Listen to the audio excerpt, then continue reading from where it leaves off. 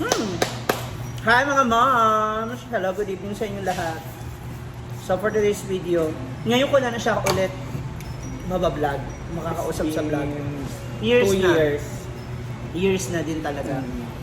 Umuuga tayo. dyan Kasi ako. the last time we talked about our personal life is I'm with my friend before. Manila. Manila, diba? Ngayon ulit. Okay. So ngayon, gusto ko na malaman, bakit ka nga ba bumalik ulit daw ng Hinaguan Farm? To clear up everything lang. I mean, wala ka na bang trabaho sa Manila? Hindi, wala. For na wala. So ang balik ko pa is November. So wala naman akong Sa Manila? Hindi, sa work. Oo nga, sa Manila. So wala pa naman akong ginagawa sa amin. So babalik muna ako dito. Wala naman akong ginagawa. Bakasyon. Wala naman ako nagkakaabalahan. Sinabi naman ni Madam, go, punta ka. Nagpaalam naman ako ng formal. Nagsabi ka na. Nagsabi ako na, Madam, dyan muna ako ng Kung ilang months. tapos anniversary na ako ng Hinaguan pupunta. Sabi na, go. Tapos, ang trabaho mo doon ay Sa hair and makeup stylist ako. And then salon. ng mga event. So wala, Hair and makeup. wala ka na sa government. Wala na. Ano na, last 2023 pa. Then ayun, nalipat na ako sa sa pag-i-age mo, sa salon na ako pumapasok, nagpapalinis Kasi? na ako ng mga customers. Ayun talaga yung forte ko eh. Yun na yung gusto mo Oo. gawin. Noon pa man, Mhm. ayun na talaga yung ginagawa ko. Nag-racket-racket na ako, nag-home service, gano'n. I love service. Magbibigay ka ng magandang serbisyo. Okay, so, ilang months na? 1 month pa lang ako nung 6. August, no? August Oo. 6 ako doon, birthday ni Argel. Kamusta yung ano? Kamusta yung bakasyon? Ang saya, super. Yung mga adjustment? At parang feeling ko nga ang laki ng pinagbago ko. Bakit? Feeling ko lang ha. Oh, I'm not big. Okay, dalawa lang yan. Ang laki ng pinagbago mo, ang laki ng gintakot mo. Hindi. Ang laki ng pinagbago kasi hindi na ako yung nagnonomo talaga ng pasabog gabi-gabi. Kasi wala eh. Halos gabi-gabi. Nag-inom kami. Uh-huh. Hindi naman yun. Kaya sabi ni yung nanay, alagaan ko yung health ko. What about nanay? Speaking of nanay, sino kasama ni nanay? Yung kapatid kong lalaki. Kasi umuwi siya dito galing sa ng Iloilo sa asawa niya. Eh yung asawa niya kasi pumunta dito ng Manila dito mag-work. So sabay na sila. Kaya dito na siya nag-stay. Tapos ngayon wala siyang Si work. nanay na Kaya tinutukoy ko namin is yung lola yung niya. lola ko po. Kasi yun yung halos nagpalaki sa kanila talaga. Growing up. Yun. Okay. So wala namang kasama si nanay. Sabi ko doon ka na lang sa bahay. Doon mo na lang din pauwiin yung asawa. So paano yan? Pag halimbawa bumalik ka na ng Manila, mapapabayaan mo na naman yung vlogging. Hindi, nagbablog naman ako. Parang ano lang, paunti-unti ako nagbablog. Unlike pag nandito ka. Ay, dito. Pag obligado ako alas 6 ako nagigising araw-araw. Walang charot to Alas 6 ako nagigising. May 7 naman. Hindi, umiidlip pa ako noon. Gising ka na pero... Pero nga ako, iidlip ako. Tapos pag narinig ko may bumababa na, bangon ako, inuuna ako palabas. Inuuna ako. Bakit? Ba't may ganong ano ka na? Hindi, wala. Dati naman kasi diba Pag tulog-tulog, bahala ka dyan. Pag natulog kasi ako, then parang kaya ko matulog ng 24 hours. At kwarto lang ako. Alam niyo nga. Hindi ako Kaya laki nagbago. Super. Ano na naano ko sa sarili ko. Ang laki nagbago. Yung adjustment na yung kasi syempre una sa lahat hindi kasi naman natin bahay yan, di ba? Kailangan natin mag-adjust, kailangan natin makisama, hindi lang sa lahat. So isa yun sa mga napansin mo sa sarili. Talaga, kahit anong lasing mo? Nauwi ako ng maaga. Talaga. Sabi ko, at ano yun, kahit kasi nalasing ako ba, so wala akong hangover. Promise, wala talaga. Nailis ako ng maaga. Di ba nakikita niya naman nila, nag-live na ako, pagising ko. Nag-iikot-ikot na ako, upload na ako ng hapon. 2 beses na ako mag-upload sa YouTube. Sa ilang araw. Sa Facebook, 5, 6 na upload sa isang araw. Bakit? Kasi you consider this na income mo na? Income. O kung ganun, bakit aalis ka ulit? Bakit? Ayaw ka. Yung sasalan ng friend ko, sobrang laki talaga ng help nun sa akin. Kasi dalawa lang kami, nag-cater kami ng 10 to 12 Customer? clients a day. Nakakapag-reban kami ng 8, dalawa Huh? lang kami. Oh, promise. Kahit yung kami ko nagagano na lalaban. Super riban? Reban, color, Brazilian, basta nakaka-8 kami. Ay, 12, 11. Pinaka mababa. Hindi bababa ng 10. Ano kami, pinakamahina na namin to kapag November to December. Mahina? Oo, 6-7 clients sa isang araw. Ah. Iba pa yung racket namin sa labas na hair and makeup. O paano yan since wala ka? Sino kasama niya? Wala. Hindi siya tumatanggap ng maraming clients kapag wala ako. Parang natanggap na lang 2-3 clients sa isang araw. So kayong dalawa na talaga yung O partner? tandem talaga. Saan ka located? Sa Marikina lang din, malapit din sa amin sa 6 yung Regadera Street, Santo Niño, Marikina. Ah, lapit sa ilog. Malapit lang sa amin din.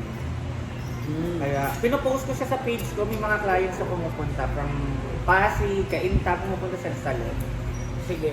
Pini-PM ako ng Pag nagawi tayo somewhere in Manila, malam mo, 'di ba? Madali rin natin yung mga kaibigan ko diyan, mga kakilala natin.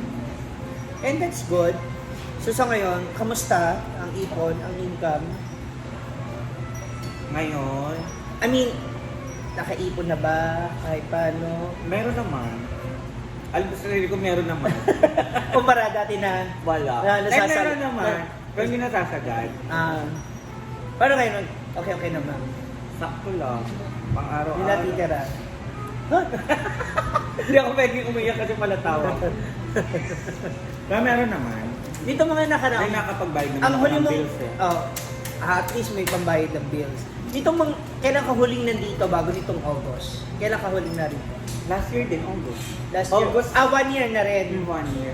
Umuwi ako August 12, 2024. Bumalik ako August 6. So halos 1 year. Mm-hmm. Then hindi ka nagpunta.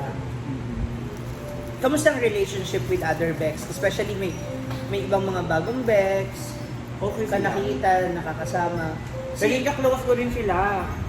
Kahit wala pa sila sa farm. Sina Ella nakaka-band na sila outside. Kinakibana. Jana. First time ko lang siya makita. Na-meet. Tapos ganun pala yung ugali niya. Di ba? No? Grabe. Hindi Ay, pala ay, siya. Sorry. Di ba? Pero everything is okay naman. Di ba? Masaya. Wala akong aanin sa mga bakla. Then, tsaka aminin mo, iba talaga yung... Iba rin yung bakla sa Manila sa mga bakla na sa probinsya. No? Kung sa bagay, kahit nasaan ka naman na lugar, iba-iba naman talaga yung tao. talaga is makikisama. Tama. Kasi kung wala ka no, Diyos ko, saan ka pupulutin? O, kamusta yung mga boys mo dito? Wala pa. Anong wala pa? Baka yung ano pa lang dito. Yung barista. O nga pala mga moms, nandito kami ngayon sa The Brew Box. The Brew Box.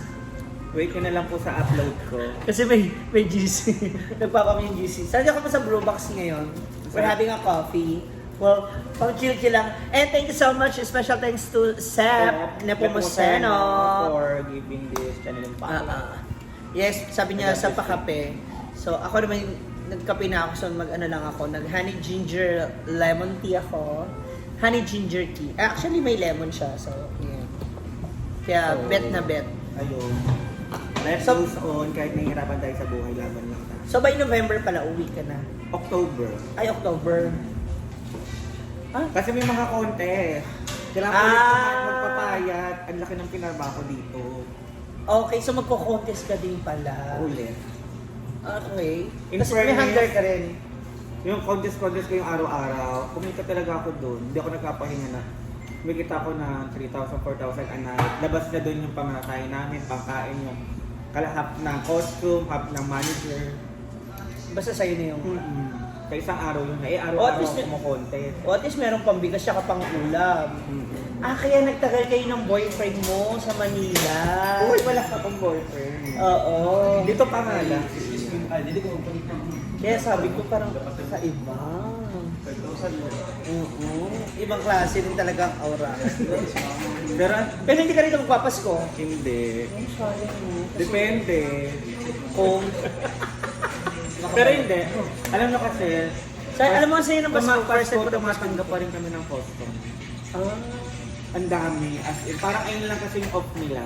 Hindi, parang yun yung season na maraming pera and may, di ba? Burmans, December talaga pinaka-plaka. Marami talaga. Parang natatapos kami 12 midnight. Start kami ng 8 a.m. Pero walang kami. Hawak nga bukasan ko lang. Kasi may-schedule na lang sila. Pero schedule Schedule. talaga. Tapos yung may mga walk-in naman dito sa tinatanggap pa rin namin. Bali ang schedule namin para 10 sa isang araw. Takatanggap pa rin kami ng walk-in. Pero pag walk-in, hindi kami natanggap ng reban.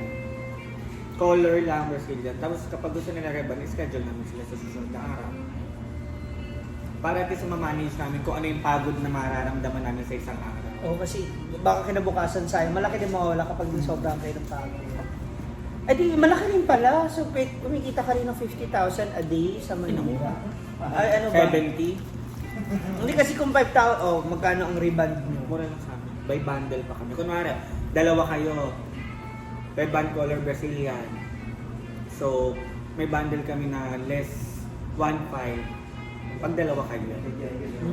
Kaya marami talaga pumupunta. May bundle kami. Kunwari, magpapa-color Brazilian lang kayo. Malilas kayo ng 500. Ano. Wala ba ganun talaga? Pag maraming papagawa. May So, sa isang araw, kumikita ako 20,000. Yung salon, oo. Hindi mo sa akin. Tapos sa mga, alam mo, hindi ko na ngayon iisip yung sasahodin. Yung paldo ko sa tip. Parang Parang tip sa isang araw, 3,000. okay, yan naman. Tapos yung sasahodin mo, 5,000, 6,000. Yung pag 10,000 a day, ganun. Halos. Maganda rin. O ayan ha, kasi baka mamaya magulat na naman kayo. Baka biglang mawala si Marian, umalis na naman. Baka mayroon na naman siya di umano nakaaway. Wala akong ganun. Wala. Kasi pagpapabuo ako ng mukha. Ha? Kaya ang dami kong pinapatusok sa katawan. Nakaipon ako. Kaya feeling ko mag-i-stay ka talaga dito. Mabibigyan ka ng dahilan para mag-stay because of Ian. Siguro. Oo, kasi kung sasagot si Ian siguro na oo, pwede natin maayos lahat ng bagay-bagay. Ito na ako kukuha ng bahay. Ha?